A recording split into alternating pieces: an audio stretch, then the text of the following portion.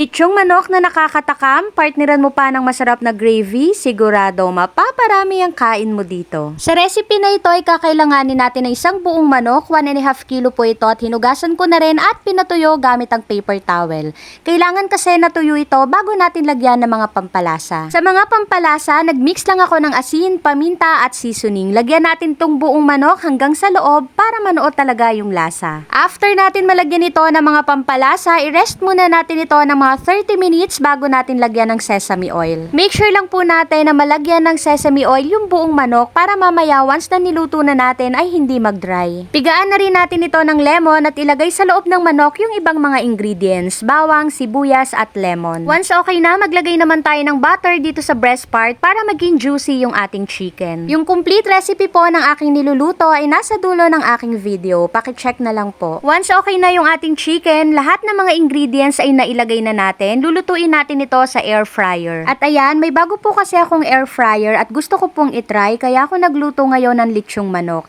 At baka bet nyo rin po pala itong aking gamit na air fryer, ilalagay ko na lang po yung link sa comment section kung saan ko po ito nabili. Lulutuin natin yung manok ng 30 minutes muna sa 200 degrees Celsius. Habang niluluto natin yung isang side ng manok, gawa muna tayo ng masarap na gravy.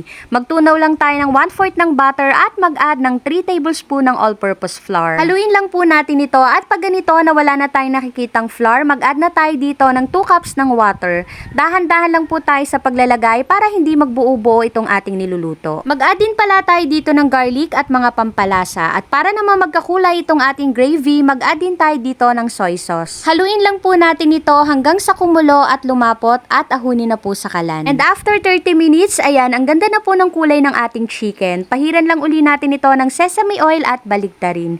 Lulutuin po uli natin ito ng 30 minutes sa 200 degrees Celsius. Once okay na po yung ating gravy, sasalain natin ito para matanggal yung garlic na nilagay natin kanina. At ayan, sakto lang po yung lapot ng ating gravy at napakasarap po talaga nito. And after 30 minutes, ayan, luto na po yung ating lechong manok. Grabe, ang bango nito, ang crispy ng balat at talagang nakakatakam.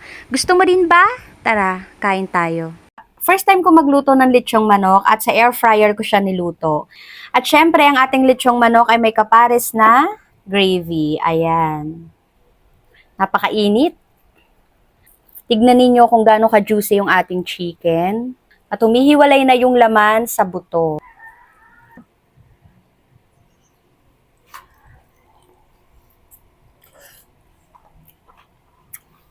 Sarap. Sakto lang yung oras ng pagkakaluto natin sa chicken at yung balat niya ay talaga namang napaka-crispy. Actually, yung lasa niya mas masarap pa sa nabibiling lechong manok sa, hindi ko na lang i-mention.